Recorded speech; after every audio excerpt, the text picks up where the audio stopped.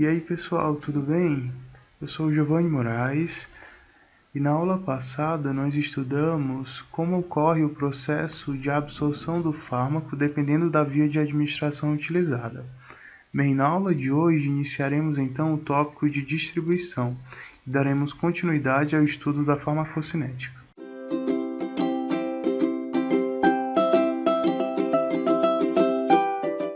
Após a absorção sistêmica, o fármaco ele distribui-se para os líquidos intersticiais e intracelulares, levando a um declínio da sua concentração plasmática. Este é exatamente parte do conceito de distribuição, em que o fármaco que alcançou a circulação sistêmica, ele dirige-se para os sítios e com isso o fármaco alcança o seu local-alvo, o seu tecido-alvo. O fator mais importante que vai definir o quanto de fármaco vai estar presente na circulação ou nos tecidos é exatamente a ligação desse fármaco a proteínas presentes na circulação ou ainda a proteínas presentes no tecido. A ligação a proteínas plasmáticas ela é definida de acordo com a concentração do fármaco livre, ou seja, quanto maior a oferta de fármaco na circulação, mais esse fármaco tende a se ligar a proteínas na circulação sanguínea. Ainda a afinidade pelo sítio de ligação, o fármaco ele pode apresentar também uma maior ou uma menor afinidade a um sítio de ligação presente, por exemplo, na albumina plasmática, ou ainda a concentração de proteínas disponíveis na circulação. Isso porque quanto menor a quantidade de proteínas disponíveis, mais facilmente será observada o fármaco na sua forma livre, na sua fração não ligada. No caso específico de algumas doenças, por exemplo, doenças hepáticas que podem afetar a síntese de albumina, pode haver então uma maior disponibilidade de fármaco na sua forma livre do que na forma ligada. Bem, a ligação do fármaco à albumina ela se dá da seguinte maneira: o fármaco ele está livre na circulação, ele formará então um complexo junto ao sítio de ligação presente na albumina. No caso específico da albumina, ela pode ligar até 2 moléculas do fármaco. Existem ainda outras proteínas transportadoras, como a beta-glicoproteína e a glicoproteína ácida. Bem, o padrão de distribuição dos fármacos ele vai depender de fatores como a permeabilidade de barreiras teciduais. Uma dessas barreiras é, por exemplo, o caso do endotélio vascular. Ainda a sua ligação aos compartimentos, isso porque o fármaco ele pode se ligar a proteínas presentes nos tecidos e com isso diminuir a quantidade de fármaco disponível para alcançar os diferentes tecidos, os diferentes locais. Ainda a partição pelo pH, uma vez que um fármaco básico em um meio ácido ele pode sofrer alteração pelo pH, com isso tornar-se mais ionizado. Como sabemos, um fármaco com uma característica mais ionizada, ele é também mais hidrossolúvel e menos lipossolúvel, consequentemente consegue penetrar menos barreiras biológicas. E ainda a capacidade de partição óleo-água, que é exatamente o quanto um fármaco é lipossolúvel. Bem, essa distribuição se dará pelos diferentes compartimentos corporais. No caso da água intracelular, ela equivale a 35% do peso corporal, enquanto que a gordura, por exemplo, equivale a 20% do peso corporal. Isso quer dizer que em cada um desses compartimentos pode haver a presença de fármacos, ele pode se distribuir por cada um desses meios. Nesta figura é então apresentado o padrão de distribuição de um fármaco A, que apresenta uma alta lipossolubilidade, e de um fármaco B, que apresenta uma baixa lipossolubilidade. Bom, os fármacos encontram-se então distribuídos no plasma e ligados ou não a proteínas transportadoras, como a albumina ou outras glicoproteínas. Estes fármacos, então, penetram o endotélio vascular e alcançam o espaço intersticial nos tecidos e distribuem-se conforme esse espaço intersticial. No caso de um fármaco que apresenta uma alta lipossolubilidade, como o fármaco em azul, ele consegue penetrar cada uma destas células. Então ele consegue concentrar-se no meio intracelular, na água intracelular, enquanto o fármaco B, que apresenta uma baixa lipossolubilidade, concentra-se muito mais no espaço intersticial do que no meio intracelular.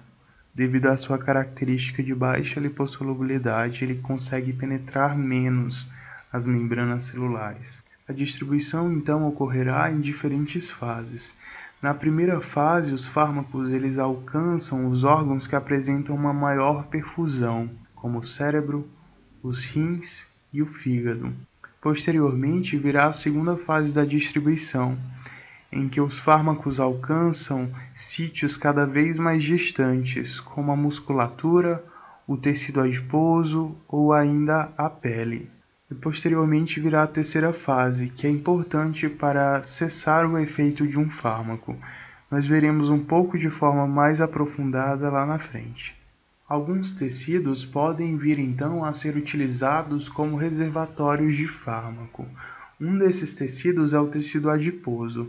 Isso porque muitos fármacos lipossolúveis podem ser armazenados por meio de solubilização na gordura neutra.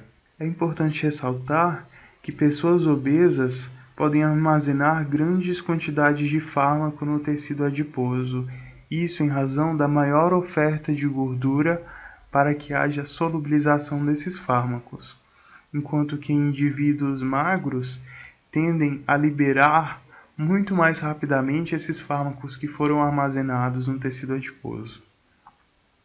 Bom, um exemplo de fármaco que se armazena no tecido adiposo é o tiopental, que cerca de 70% do fármaco concentra-se no tecido adiposo 3 horas após a sua administração.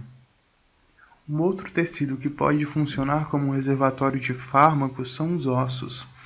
No caso das tetraciclinas, que é uma classe de antibióticos, assim como alguns metais pesados, tóxicos, eles podem acumular-se nos ossos e nos dentes por meio de adsorção aos cristais ósseos. E quanto maior for a exposição, menor será a taxa de eliminação desse composto. No caso do sistema nervoso central, a principal característica do fármaco que será responsável por sua capacidade de alcançar esse tecido é exatamente a sua lipossolubilidade. Isso porque no cérebro nós temos a barreira hematoencefálica, onde há junções de oclusão entre as células do endotélio vascular. Isso significa que os fármacos não conseguirão penetrar o espaço entre as células endoteliais, eles terão que atravessar essas células.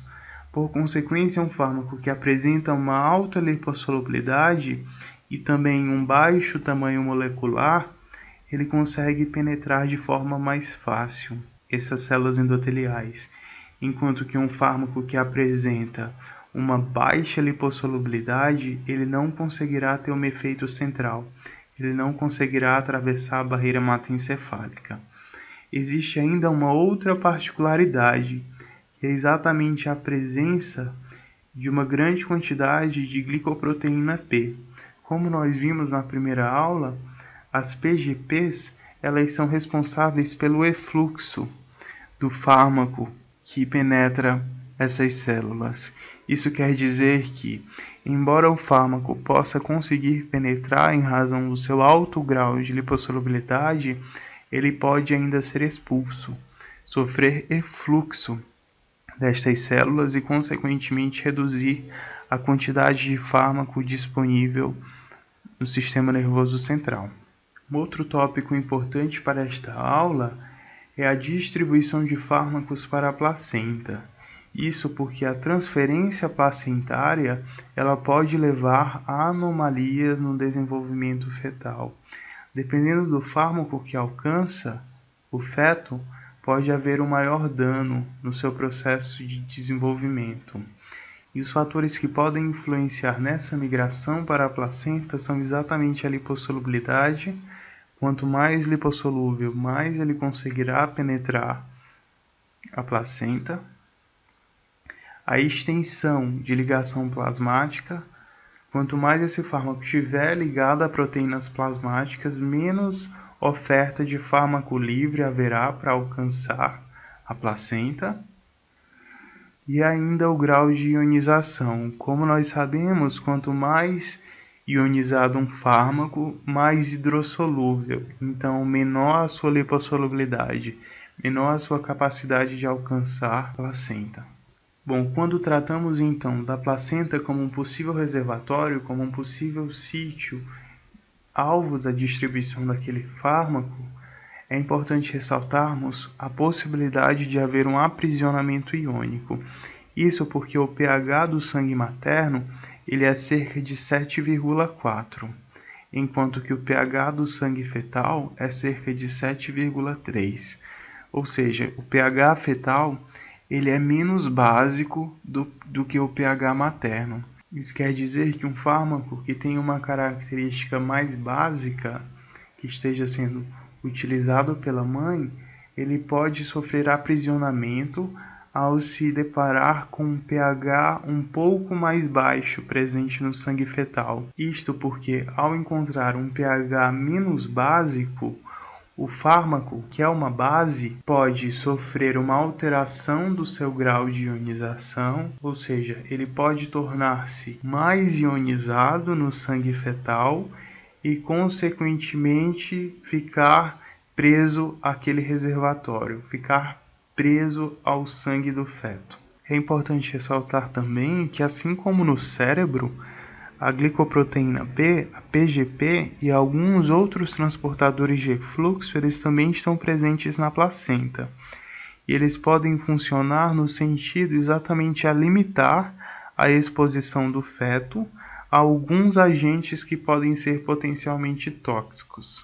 Porém, é preciso ressaltar ainda que até certo ponto o feto ele fica exposto a todos os fármacos que são utilizados pela mãe durante a gestação.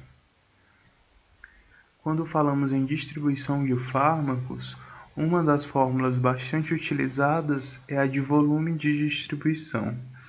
Este volume, ele nada mais é do que o volume líquido que é necessário para que um fármaco ele esteja totalmente distribuído ao longo do sistema, no caso, ao longo dos diversos compartimentos corporais. Muito importante quando se quer determinar a quantidade de um fármaco no organismo.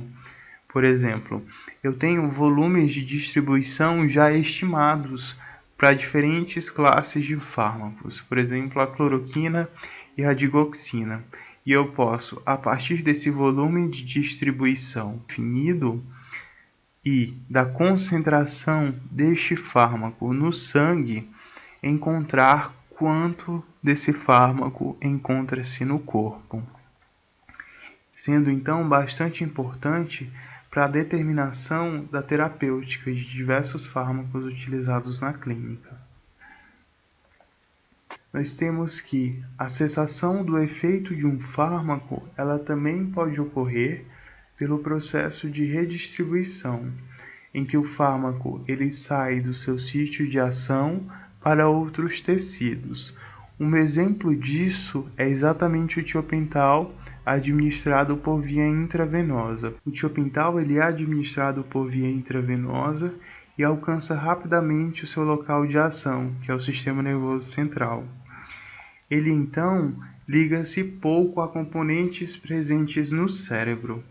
E como o tiopental apresenta uma alta lipossolubilidade, ele consegue se distribuir rapidamente por vários outros tecidos. E ele tende, por último, a acumular-se na musculatura, portanto, reduzindo a oferta de tiopental na circulação, consequentemente reduzindo a quantidade de tiopental que alcança o cérebro. E com isso há um cessamento do seu efeito farmacológico Por hoje era isso, pessoal. Eu espero que a aula tenha sido produtiva. Eu peço que inscrevam-se no canal e que deixem o like no vídeo. Em caso de dúvidas, podem deixar nos comentários que eu responderei logo logo. Até a próxima. Bons estudos!